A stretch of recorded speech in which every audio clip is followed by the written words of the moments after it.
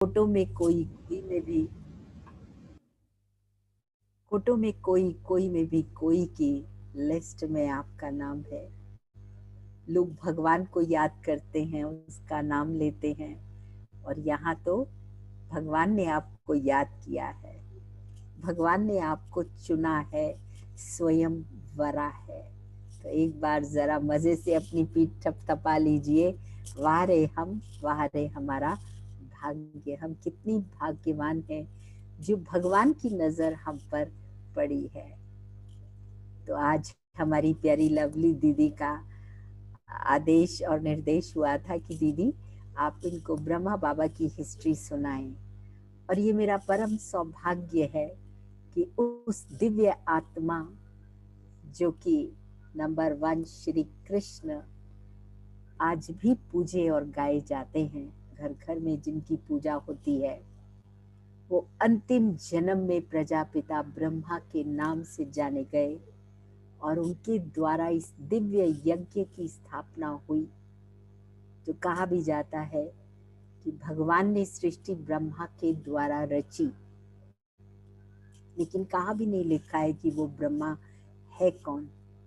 ये पहला यूनिक विश्वविद्यालय है, वो यूनिवर्सिटी है जहाँ आकर हम अपनी आंख खोलते हैं और उस दिव्य पुरुष का परिचय ही नहीं, उसके साथ हमारी लालना पालना होती है। आज भी वो हमारा पालनहार है, जो आप समझेंगे इससे। आज हम यहाँ क्यों बैठे हैं? 2 युगों से भगवान को ढूंढा, धक्के खाए, कितनी पूजा आरती भक्ति व्रत उपवास क्या क्या नहीं किया। और गीता तो कह ही रही थी ना कि हे अर्जुन, तू जो है तू अपने को नहीं जानता ना, तू मुझे जानता है। तू अपने को और मुझको मेरे द्वारा जान। यज्ञ तप वेद शास्त्र उपनिषद व्रत उपवास, इन सब से मैं तुझे प्राप्त नहीं होता हूँ। तो पूछता है आप कौन हो? तो सारा का सारा ये सार इस उसमें समाया हुआ है। हम लोग अब तक जो जी रहे थे ना मुर्दों का जीवन, मुर्दे को ही जानते थे हम। डॉक्टरों को पहले दिन बिठा देते हैं कैडवर, वहां पे डिसेक्शन हॉल में ले जाके डेड बॉडी पर टीचिंग मिलती है। अब भला पूछो कि ये डेड बॉडी है, इसकी लाइफ कहाँ गई? Where is the life? शमशान घाट में बोल के आ जाते हैं the life has gone, the light has gone, but what was that? Nobody understands, किसी को नहीं मालूम है। हम लोग भी कहते भाई भगवान को याद करो, दुआ दवा के साथ दुआ करो, लेकिन कैसे? कौन दुआ? क्या वो छड़ी घुमा देगा क्या भगवान? कैसे दुआ होती है, क्या दवा है, अभी पता चलता है। तो आप लोगों ने ये कोर्स बहुत सुंदर ढंग से किया होगा, जहां अपने आत्मा परमात्मा सृष्टि चक्र, अपनी जीवन कहानी स्वदर्शन चक्र को जाना होगा, जिसे जिंदगी भर स्वास्तिका के रूप से ड्रॉ करते रहे, लेकिन भावार्थ तो तनिक भी नहीं पता था क्या चीज है। कितना गहन ज्ञान है उसमें। ऐसे भट्टा से आंखें खुल जाती हैं, कपाट खोल देता है बाबा, और बड़ा मजा आता है कि कहाँ अंधकार में पड़े कैसे जी रहे थे भिखारियों की तरह, इसके पास गए उसके पास दे दे दे दे। भगवान कहते क्या मांगोगे, सब कुछ तो तुम्हारे पास है, मेरे लाडले बच्चों, अधिकारी हो, भिक्षा नहीं, मांगने से मरना भला, अधिकार से लो। लगा अच्छा? सुन के अच्छा लगा? जरा हाथ हिला के बताएंगे? हाँ, आया ना मजा? कैसे लगता है? कितना सिंपल है। हमें ना धक्के खाने, ना कुछ, रॉयल्टी से बैठ करके पढ़ते हैं। बाबा कहाँ से उठाकर कीचड़ पट्टी से हमें कहाँ ले आता है, सर का ताज बनाता है। तो आप लोगों को जरूर ये उत्कंठा भी होगी कि आफ्टर ऑल ये यज्ञ स्थापन कैसे हुआ, कौन है वो ब्रह्मा बाबा, जरा हम देखें तो सही। तो कहते हैं भगवान अति साधारण, कहते कोटों में कोई में भी कोई मुझे पहचानता है, मैं अति साधारण तन में आता हूँ। हे अर्जुन, तू मुझको जान और पहचान। तो मेरे पास एक छोटा सा पीपीटी है, if you allow me I would like to share that PPT, ताकि, हाँ दीदी कर सकती हूँ ना मैं? यस जी दीदी, आप कर सकते हैं। अब हम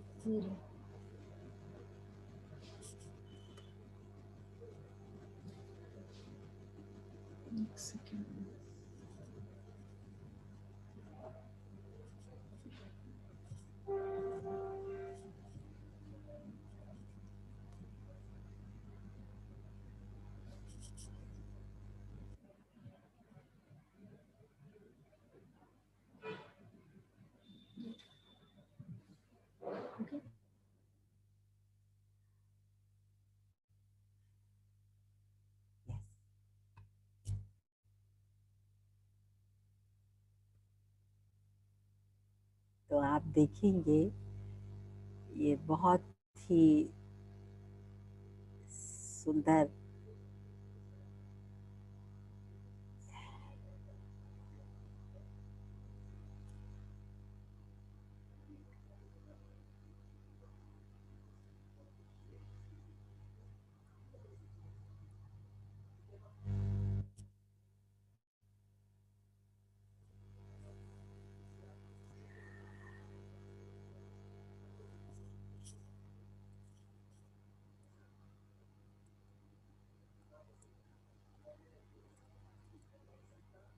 ये बहुत ही सुंदर आज मैं आपको बाबा के विषय में जो दिव्य कहानी सुनाने जा रही हूँ। कहते हैं भगवान एक साधारण मानवीय तन में आते हैं, लेकिन वो वास्तविकता में वो साधारण तन नहीं था। वो एक बहुत बहुत ऐसी आत्मा, महान पुरुष का तन था जिनका की पूरा सफर नारायण से लेकर एक साधारण ब्राह्मण का चोला, जो कि हीरे जवाहरात के व्यापारी थे। तो उनकी कहानी मैं बचपन से आपको सुनाना चाहूंगी कि दादा लेखराज 1936 की बात है, तब उनकी 60 साल की उम्र थी। और जब वो अपनी करियर की बहुत बहुत ऊंचाइयों पर थे, तब उनके जीवन में कुछ अलौकिक परिवर्तन होने लगे। वास्तविकता यूं है कि आपका जन्म 1876 में 15 दिसंबर 1876 में एक हेडमास्टर, उनके कुलीन घर में ये नन्हा सा बालक पैदा हुआ। और ये बचपन से ही बहुत ही कुशाग्र बुद्धि थे, लेकिन जब छोटे ही थे तभी माता पिता दोनों इनको छोड़कर चले गए। तो परिवार में और कोई नहीं था। इनके काका जो थे, चाचा, उनका किराने का बिजनेस था। तो ये बालक धीरे धीरे बड़ा हुआ और अपने चाचा के पास ये किराने की दुकान पर बैठने लगा। बचपन से ही दादा लेखराज जो बालक था, लेखराज बालक, वो बहुत ही दानवीर प्रवृत्ति का था।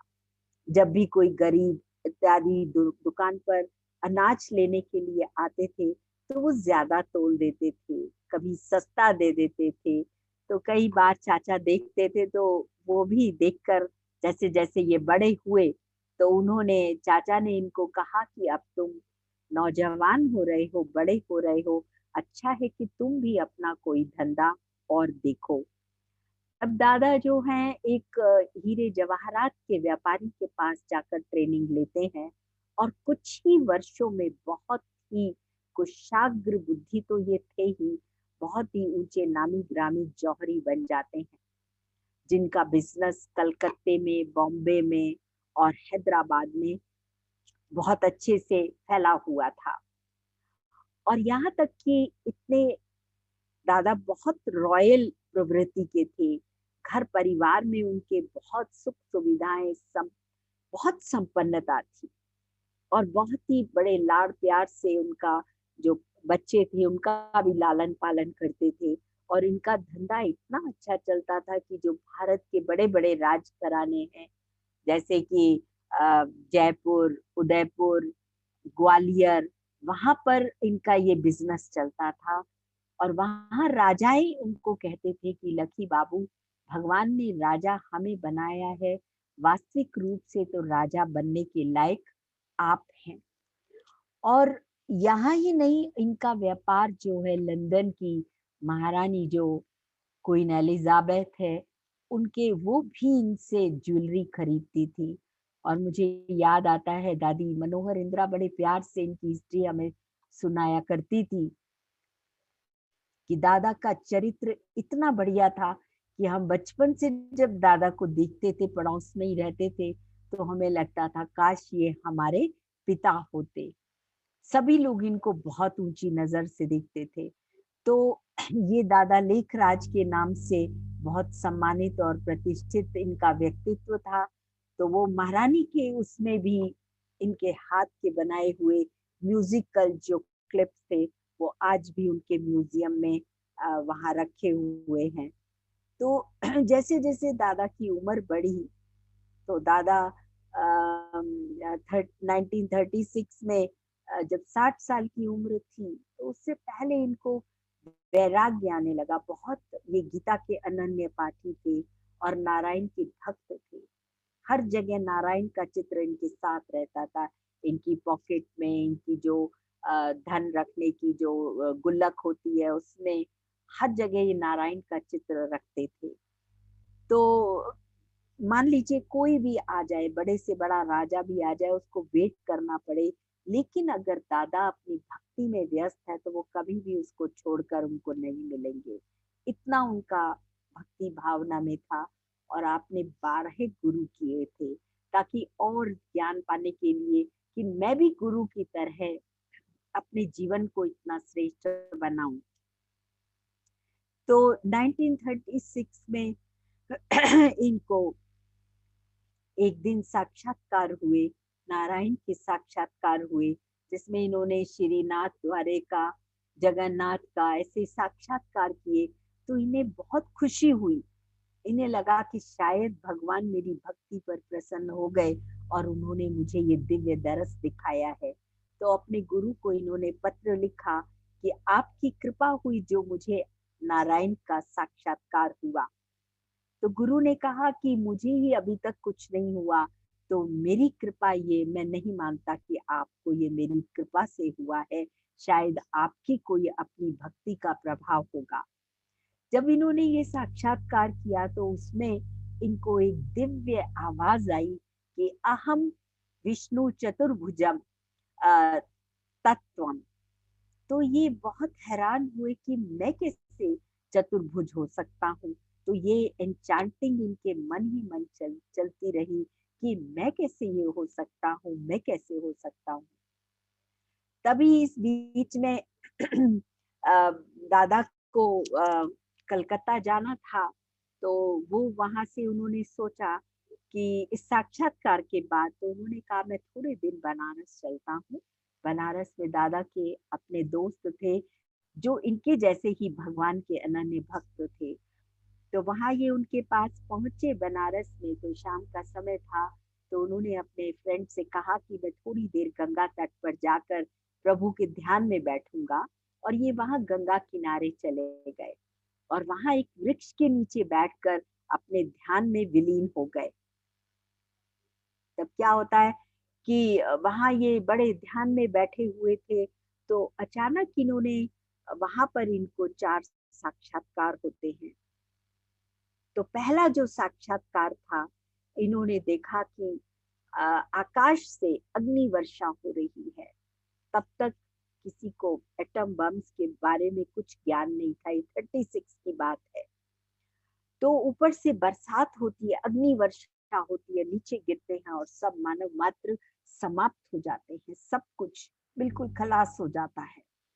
उसके बाद उन्होंने दूसरा साक्षात्कार देखा कि नीचे सृष्टि पर धर्म युद्ध हो रहे हैं, जाति भेद, खूने नाहक खेल चल रहा है, एक दूसरे को मार काट हो रही है और हजारों हजारों लोग मर रहे हैं, खून की नदियां बह रही हैं। उसको देखते देखते दादा की आंखों से अश्रु धारा बहने लगी और वो इस ध्यान में मग्न थे।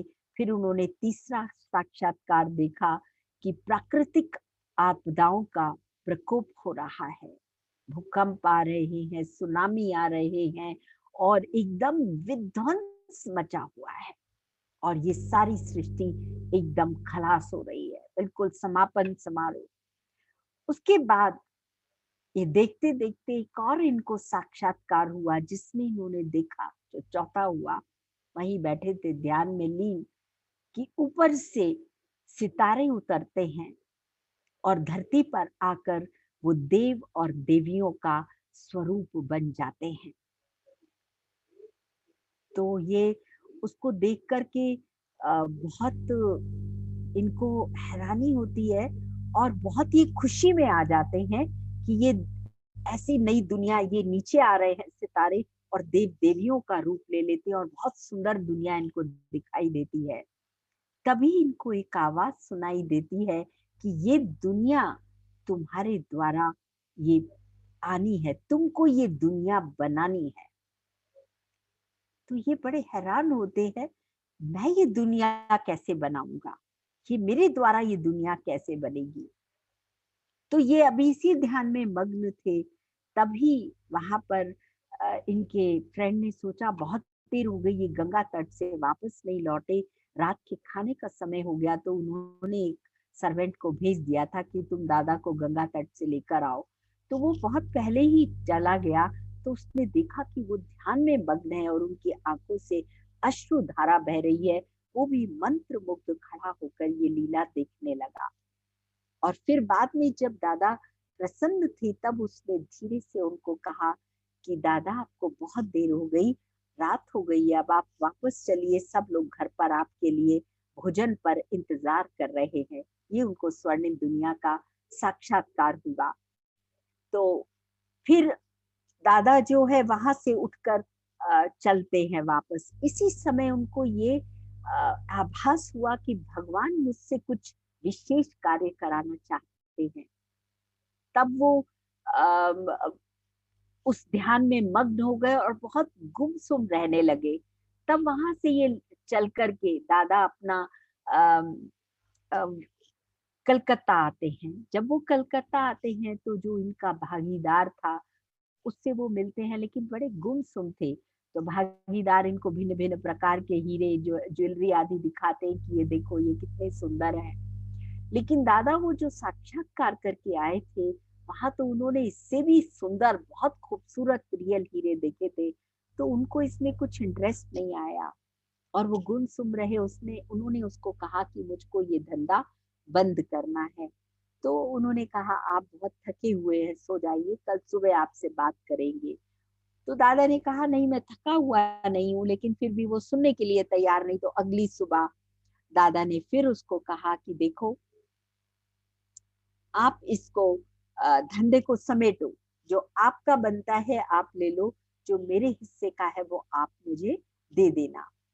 तो इतने में ही दादा को एक तार आती है जिसमें लिखा था कि तुम जल्दी से वापस घर आओ। वो इनके चाचा के लिए तार आया था, शायद वो अंतिम सांसें गिन रहे थे और वो दादा को अपना सब कुछ देकर वो अपने प्राण त्यागने के लिए बिल्कुल जैसे तैयार ही थे। तो दादा उसको कहते हैं कि देखो, अल्फ को अल्लाह मिला, बे को मिली बादशाही, आई तार अल्फ को हुआ रेल का राही।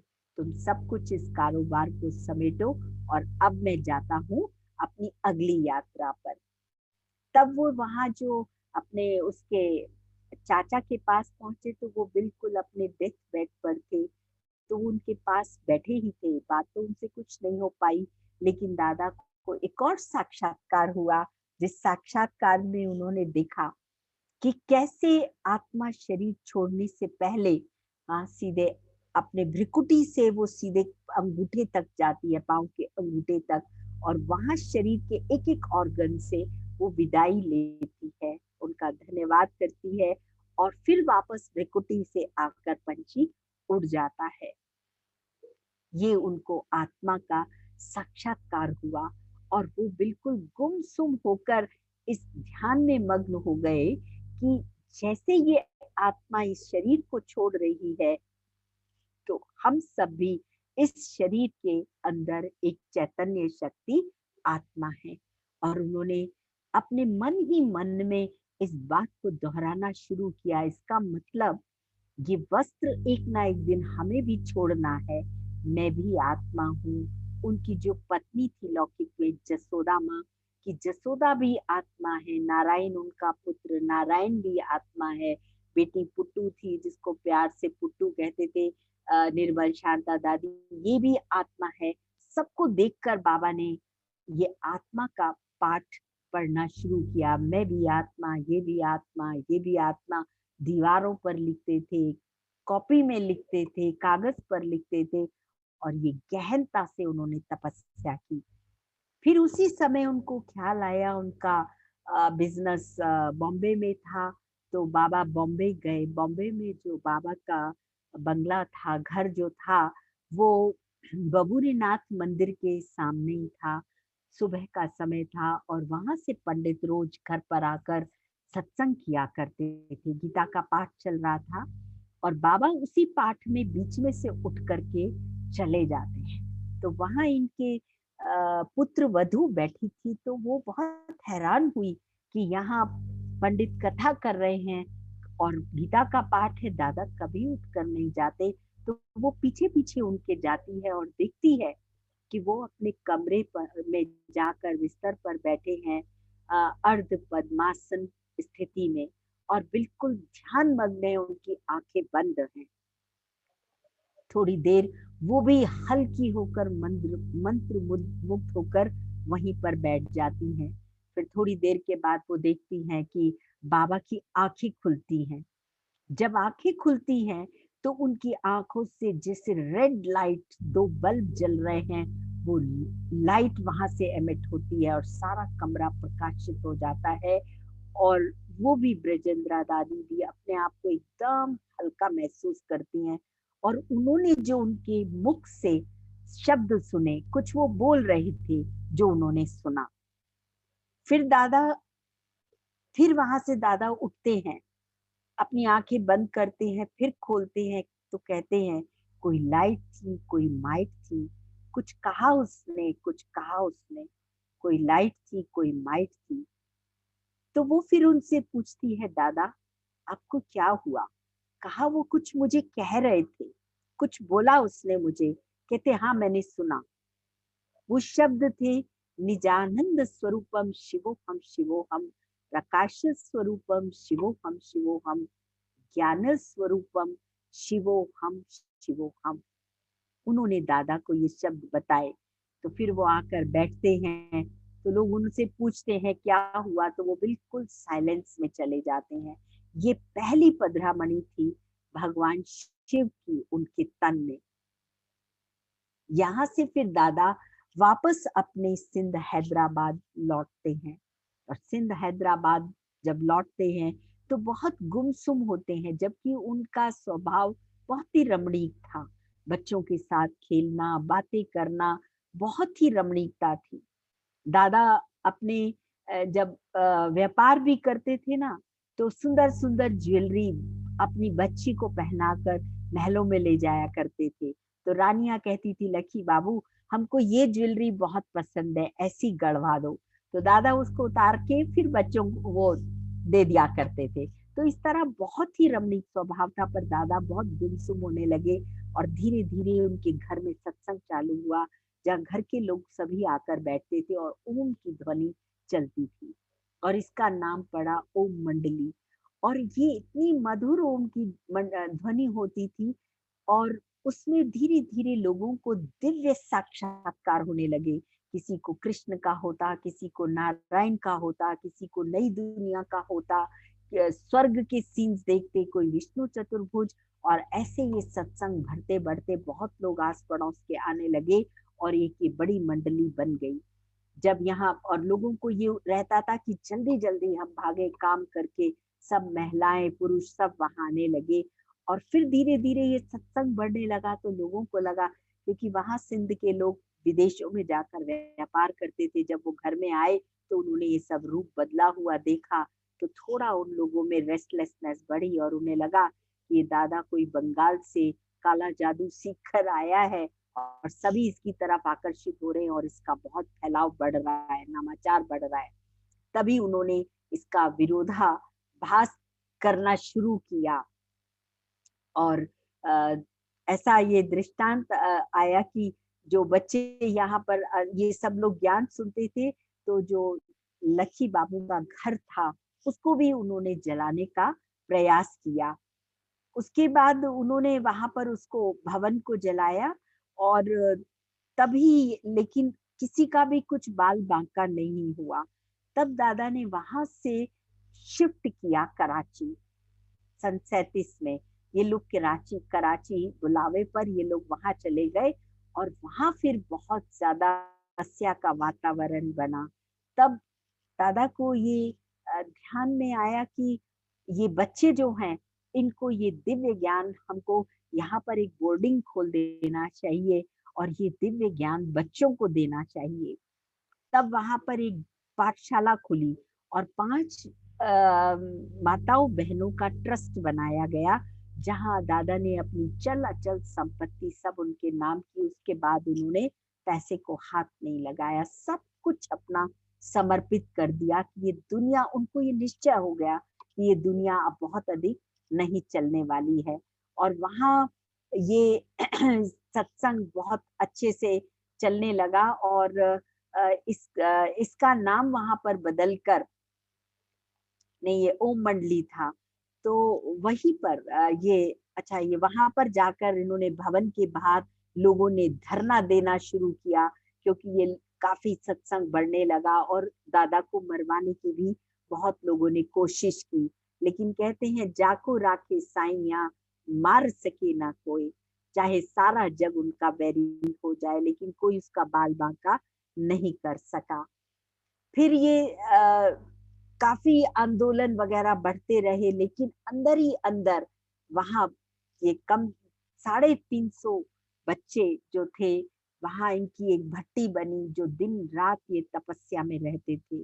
बाबा के पास शुरू में बहुत धन था, बच्चों की बड़ी रॉयल्टी से उन्होंने पालना की और धीरे-धीरे वहाँ पर ये सत्संग होता रहा, बच्चों को बाहर की दुनिया का कुछ पता नहीं। योग साधना में बच्चे मस्त रहे और इसी बीच बाहर हिंदुस्तान पाकिस्तान का बंटवारा शुरू हुआ। बाहर खूने नाहक खेल चल रहा था, लेकिन अंदर ये बच्चे सुरक्षित थे और योग साधना में बिजी थे और वहाँ के लोग भी इन लोगों को बहुत प्यार करते थे और बड़ी ऊंची दृष्टि से देखते थे। तो वहाँ के जो कलेक्टर आदि थे वो सभी इनके बहुत सहयोगी थे। तो जब ये लोग वहाँ से छोड़ कर पाकिस्तान भारत की तरफ भागे, जो वहाँ बच्चे बोर्डिंग में थे, उनको कोई लेने भी नहीं आए माँ-बाप और वो भारत शिफ्ट हो गए। तो बाबा के पास 350-400 बच्चों की ज़िम्मेदारी थी, जिनको उन्हें सुरक्षित रखना था। तो सन 1950 में दादा को दिव्य संदेश जो बाबा से मिला कि तुमको भारत शिफ्ट कर जाना चाहिए, क्योंकि भारत विश्व गुरु बनेगा। भारत तुम यहाँ से छोड़कर भारत जाओ। तभी बाबा ने 5 लोगों का ट्रूप बनाकर भारत भेजा और भारत में आए और ये संदेश दिया कि कोई ऐसा स्थान हो जहाँ ये आध्यात्मिक स्थान जाकर के ढूँढना है। तो ये लोग आकर के भारत में इन्होंने पहाड़ी स्थल कई देखे। करते-करते ये लोग महाबलेश्वरम और जाने कहाँ-कहाँ कई पहाड़ी स्थान देखे, लेकिन एक दिन ये मुंबई में जिसके यहाँ रुके थे, उनके यहाँ कोई गुरु का सत्संग चल रहा था। तो गुरु वहाँ पर इन लोगों को देखा, तो कहा लगता है तुम दादा लेखराज के सत्संग से आए हो? तो इन्होंने कहा हाँ। तो क्या कैसे आना हुआ कि हम एक पहाड़ी स्थल ढूँढ रहे हैं, जहाँ हमको शिफ्ट करना है वहाँ से कराची से। तो उन्होंने कहा मैं ऐसा कोई पहाड़ी स्थान तो नहीं, लेकिन मैं आपको बता सकता हूँ कि अरावली पर्वत पर सुना है पांडवों की तपस्या पूरी हुई थी। वहाँ पर बहुत बड़े-बड़े ऋषियों ने तपस्या की। ऋषि अत्रि, सती अनसुईया, सभी दत्तात्रेय, सभी वहाँ पर हुए और वहीं पर प्रजापिता ब्रह्मा ने सरस्वती को ज्ञान दिया, गीता का, वेदों शास्त्रों का ज्ञान दिया। तो वहाँ से ये लोग निकल कर फिर अब